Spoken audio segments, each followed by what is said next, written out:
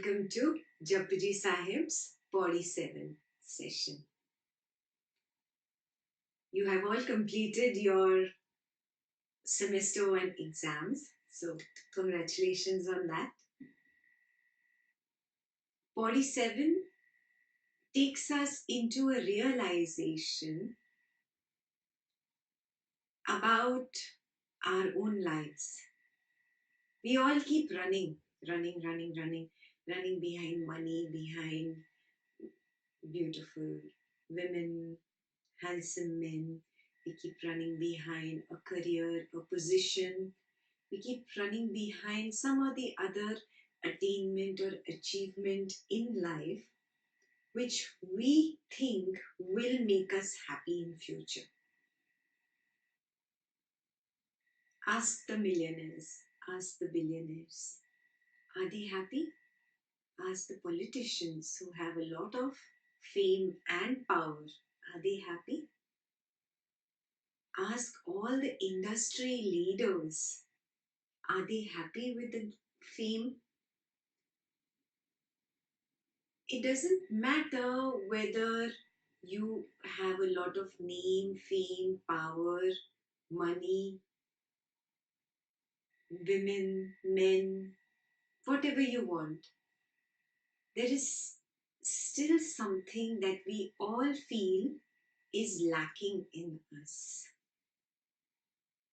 And somebody as poor as Kabir, who is nothing but a simple village man who makes a daily wage, he has something that most of the millionaires, billionaires, famous and popular people do not have. And what is that? We learned in an earlier Pauri where he says, if you become dear to God, if you become pleasing to God, then you get all the happiness of the world. What does it mean? Is God partial? How can some be dear to him and some are not? What does this mean? So that will be revealed in Pauri 7. जे जुग चारे are जा होर दसोनी होए नवा खंडा विच जानिए नाल चले सब कोई चंगा नाव रखाए के जस की रट जगले जे तिस नदर न आवे त वात न पुछे के कीता अंदर कीट कर दोषी दोष दरे नानक निर्गुण गुण करे गुणवंतिया गुण दे तेहा कोई न सूझी जे तिस गुण कोई करे जे जग चारे आरजा होर दसोनी होए. Even if you live through the 4 ages or you live for a very, very long time, even 10 times more than the 4 ages. Nava khanda vich janiye, naal chale sab koe. Even if you were known through all the continents, and even if everyone follows you, चंगा नाव रखाए के जस की रट जगले. Even if you have a very popular name, even if you are very, very famous, जस की रट जगले, the whole world knows you. जेतिस नदर न आविए त बात न पूछे कोई. If you have still not come into the eyes of God, then it is all useless. What is the meaning of coming into the eye of God? Yeah? Very similar to being dear to Him. What does that mean? God is not partial. He is showering His grace equally on all of us. Just like the rain falls. The rain falls in fields, the rain falls in the forest, it falls in the cities and towns, and it falls equally in the desert. It does not have any kind of what we call in Hindi bhed bhav, any kind of discrimination against anybody. Yeah? Like that, only God's grace is equal on all of us. Then how is it that some of us come into His eye or are pleasing to Him or are dear to Him? It is very simple. The connection is established from my side, from the side of the spiritual seeker. If I see God everywhere, in everything, I'm in constant surati of God, then the connection has been established. And it has been established from where? From my end. It doesn't matter how much ever God sends His grace my way. If my patra is upside down, if my vessel is turned upside down, I will never collect any grace. Do you see this? Yeah. So how to turn the patra up or to the right side? Very simple. Recognizing that godliness, recognizing the supreme power, recognizing the law of the universe in everything and everybody. For a bhakt, it would be seeing God in everyone. Yeah, like Meera saw Krishna everywhere, in everything. She had unconditional love for Krishna. She waited for Krishna with infinite patience. So for a bhakt, that is the way to establish connection. Be in constant surati, in constant remembrance. It doesn't matter whether you are in office, at home, with friends, with colleagues, it does not matter. But a constant remembrance, a constant connection with the highest power, always being there. That is the meaning of being pregnant with God. A woman who is pregnant with the child, it doesn't matter what she is doing and where she has this at the back of the mind that the baby is in the womb and I have to constantly be aware of how I walk, how I sit, what I do, because it will affect that baby. Yes? So there is a constant surati of the baby, like that. Having a constant surati of God, of that highest power. Now, a bhakt can connect to the word God, whereas the jnani faces some difficulty. The jnani connects to dharma or to the law of the universe. Yeah? A constant remembrance of the law. And what kind of remembrance would a jnani have? That if I generate any kind of negativity, immediately the law pinches me. I experience guilt, I experience restlessness, I experience inner impurity.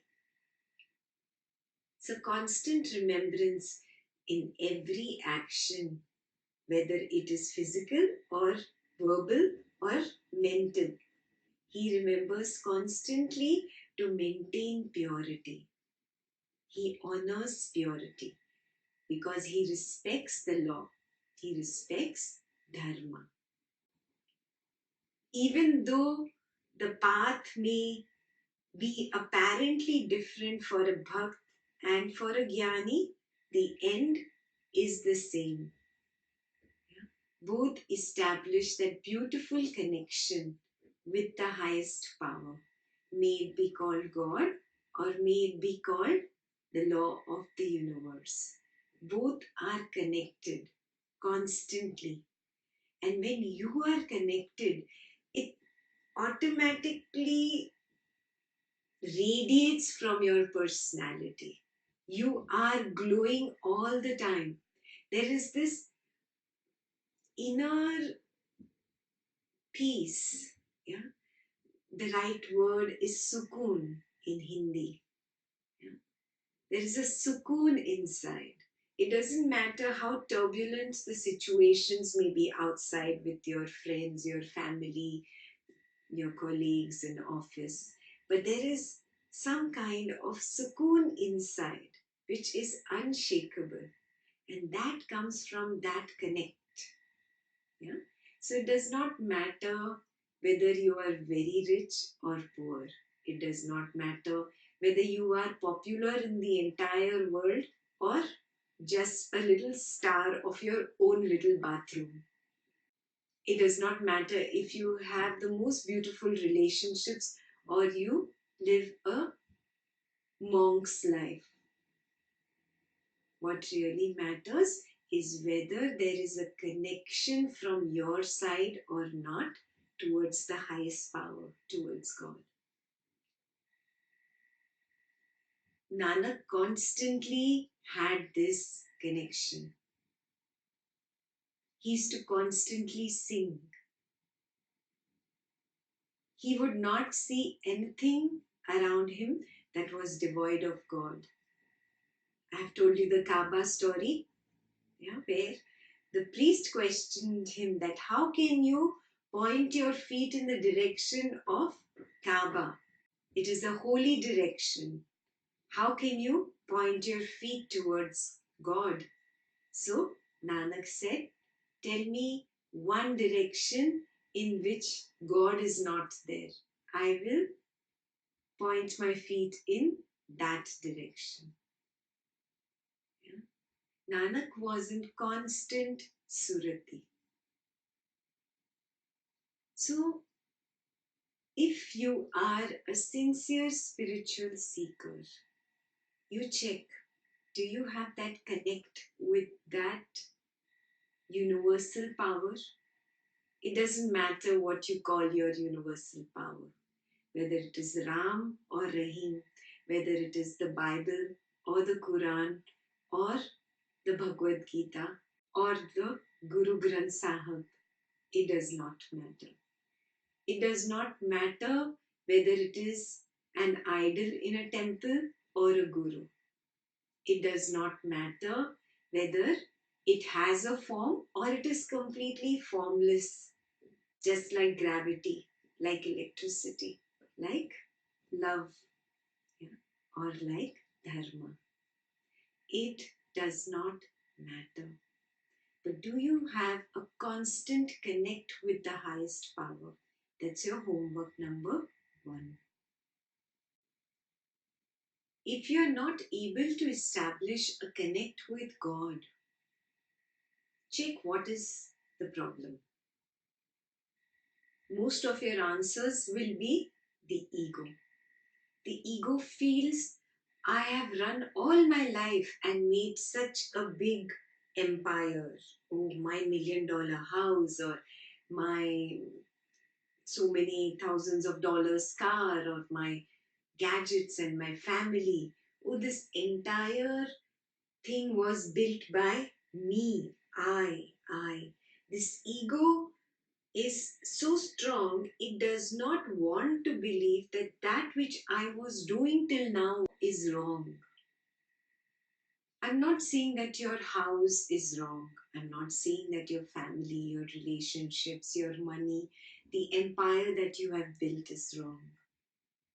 What I am saying is this understanding that you will find contentment in all this. That understanding is wrong. And really look within.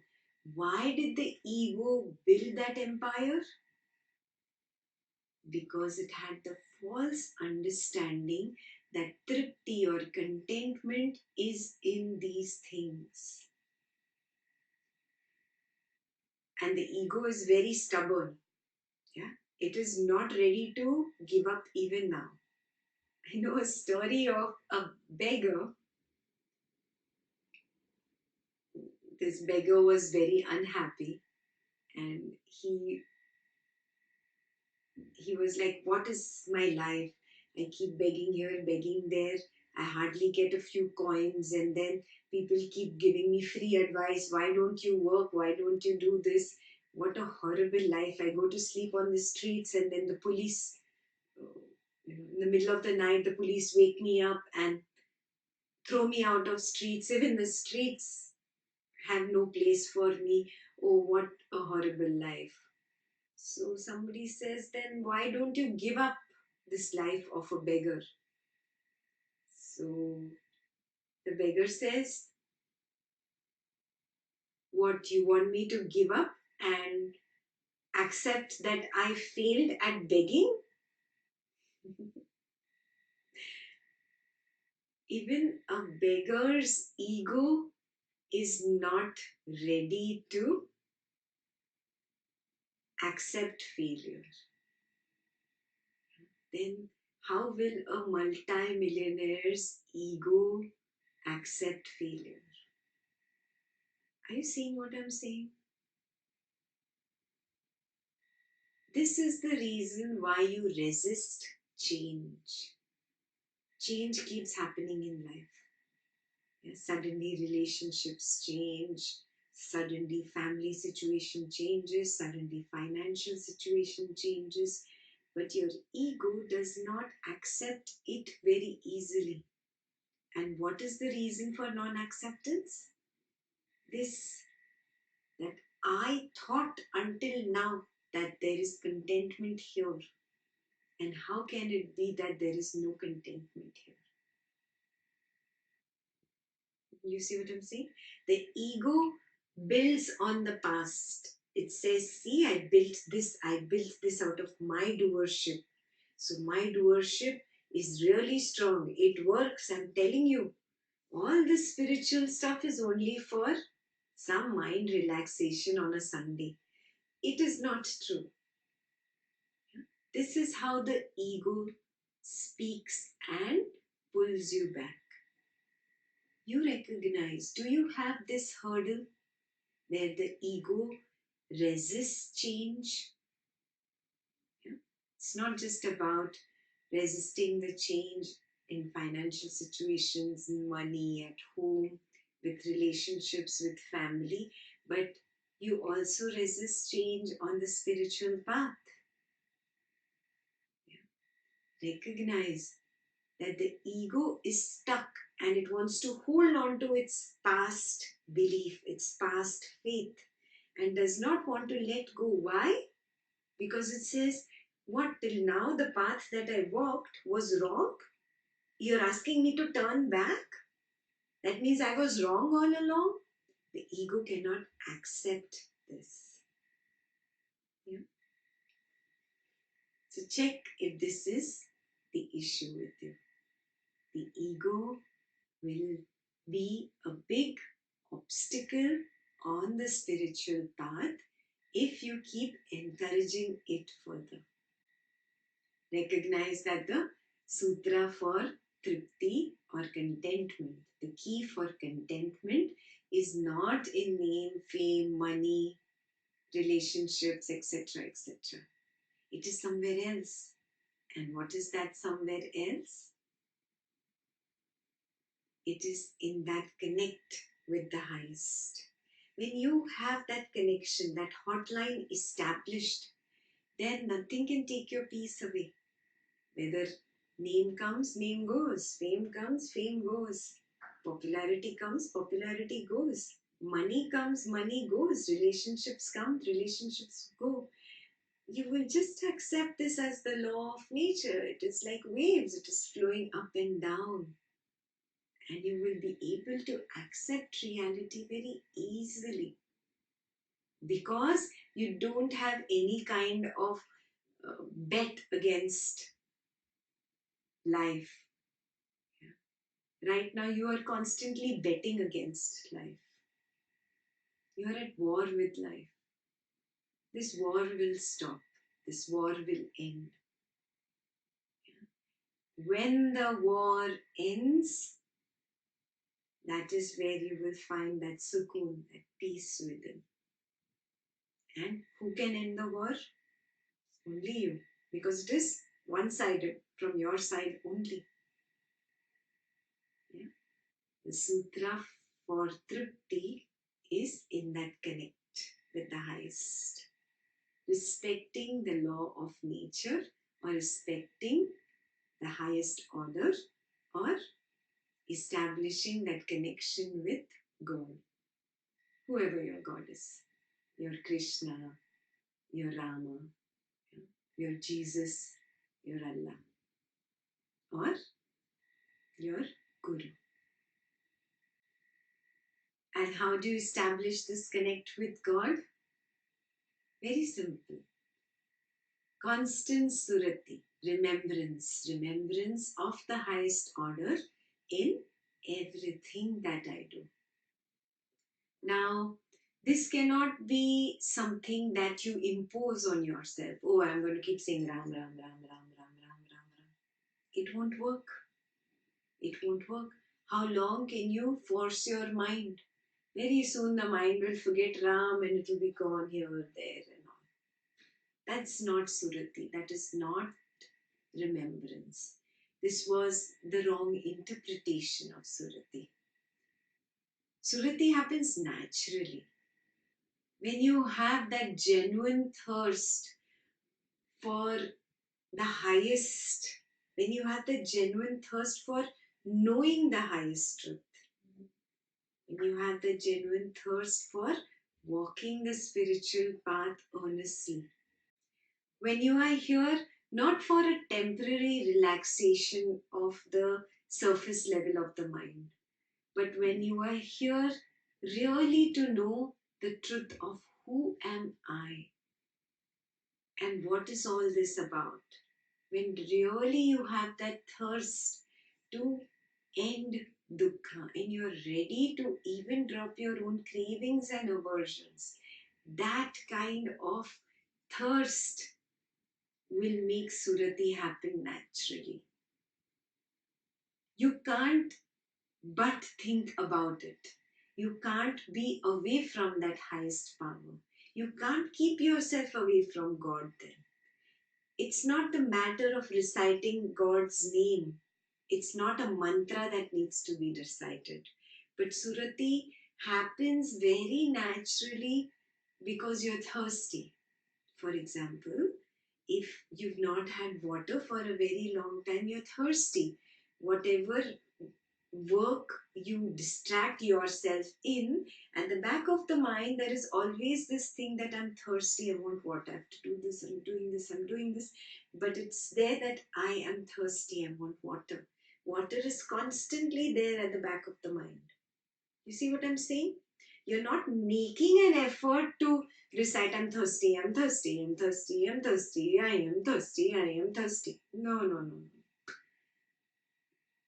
It is naturally there. Like that only. Surati happens naturally on this path.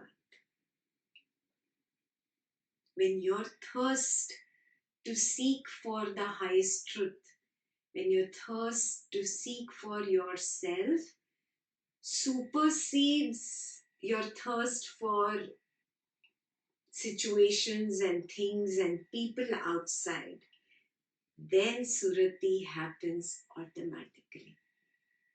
Yeah?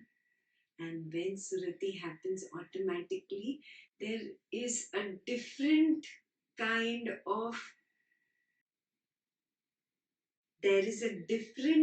of tarang inside you, a vibration. You are vibrating at a completely different wavelength compared to the other people who are vibrating at the wavelength of money, relationship, situation, career, family. You have somehow bounced off this tarang, this vibration, and are at another wavelength completely. And just being at that other wavelength is sukoon, is peaceful. A connection is established, a constant connection, which is not in your hands. You cannot but think about God. You cannot but have Him constantly at the back of your head. You cannot do anything about it. You're just pregnant with God. You see what I'm saying? It's a very natural happening. It is not something that you can recite. It is not something that you can do japa. Yeah? It is an instant click. It is like falling in love. When you're in love, you're in love. It's unreasonable. It's love. It's unconditional. It's love. It's silly. It's crazy. It has no logic. It's love. You see what I'm saying? That is Surati. Next homework for you. Have you tasted the nectar of Surati even a little bit? You check. So the next line is Kita andar keet kar dosi dos dare. One who is not pleasing to God. He is considered like a keet. What is a keet? A worm. He's a worm amongst the worms. Yeah. What kind of a life are you living? How is it different from other animals? You have this great potentiality within you to experience the highest. And what are you doing with that potentiality? You're living like a worm. Dosi dos dhare. He is the most contemptible amongst the sinners. Yeah? Dosi dos dhare. Nanak निर्गुण गुण करे गुणवंतिया गुण दे. God generates virtue in the virtueless and He grants virtues to the virtuous ones. He only gives you all that virtue. Yeah? That does not mean there is some white bearded man sitting up in the clouds with a long flowing white gown who is granting with a wand. You get some virtue and you get no virtue. No, no. This sutra shows the non-doership attitude of a true spiritual seeker. It doesn't matter whether he is a bhakt, the devotee, or the jnani, the intellectual. Both of them, when they drop doership, they come together. They are now in the same boat. There is no more difference between them. Yeah? They are both non-doers. For them, if they have virtues, they say it is God's. So God only grants virtues, whether He grants it to the virtuous ones or He grants it to the virtueless. Nanak nirgun gun kare, gunvantiya gun de. Are you still egoistic about all the virtues that you have? Do you still think, oh, I did it. Oh, I am like this. See, I am so skillful. I am so talented. I am like this. Do you still have a lot of doership in regards to your virtues? Then your boat has not reached that special shore yet. Something is still lacking. Ego is still very strong. If If you notice in this whole sutra, we're talking about the ego. The ego pulls you back. The ego still wants to say, I created all this. So if you notice that the ego is the problem, what should you do? Again and again, remind yourself, Sabna jiya ka ik data, so मैं विसर न जाए. There is only one giver of everything. May I never forget that. Yeah? May my ego not pull me so down that I feel that I have done it all. May I always rise in love. And how will you know that you have risen in this love? You know, when you fell in love with your childhood sweetheart, yeah, that cute little boy in school or that cute little girl in school, yeah.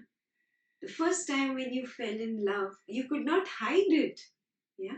Your innocent little face used to just brighten up when that person entered, yeah. Your eyes used to start glowing. Your body language changes. You just cannot hide it. The same thing happens when that connection with God is established. You cannot hide it.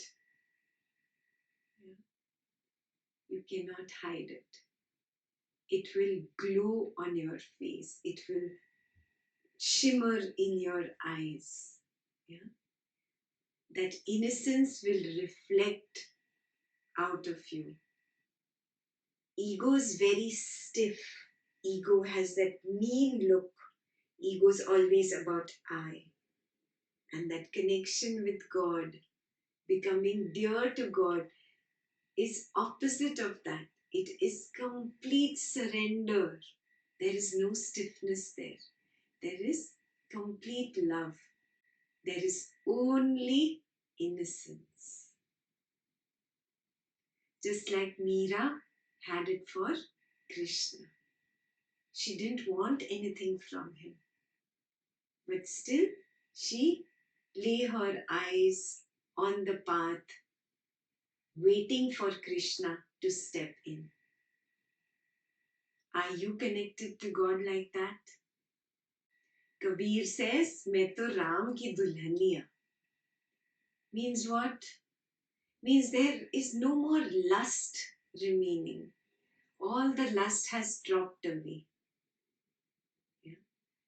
Now, this is the last marriage because this is the last need. There is no more wanting for another relationship. This is the last relationship. मैं तो राम की Dulhania. You fall in love the last time, and it is an eternal love. Move on to the next one. Teho koi na suji je tis gun koi kare. There can not be any other being who can grant virtue like this. There cannot be any other being who can grant you a virtue.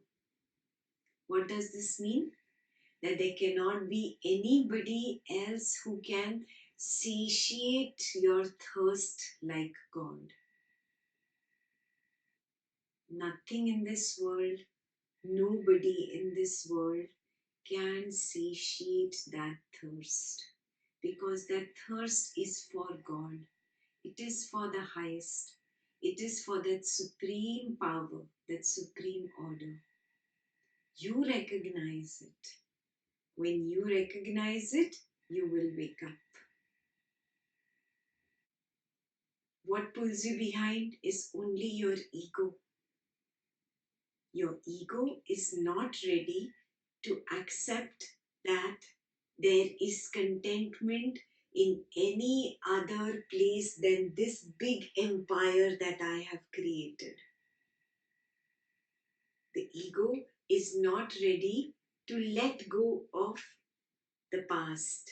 The ego is not ready to let go of the empire and let you surrender. You recognize this. Till the time you don't recognize this, you will keep thirsting and you will keep running and you will keep wanting and searching for that in the wrong places. There is only one right place, and that is God. Only God can satiate that thirst. The ego has built a house of sand. Somebody tells you if you walk in, it is going to fall. The ego says, what if it doesn't fall? Till now it has not fallen, no. What if it doesn't fall? Maybe there is contentment inside this house of sand. Maybe I find love there. Maybe I find joy there. Maybe I find happiness there. The ego does not want to believe that that house is made of sand and can crumble anytime.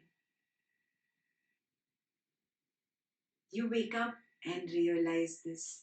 The ego pulls you back again and again and again. With only one thing, it has only one weapon. Its weapon is Asha. Asha is an expectation for something to happen in future.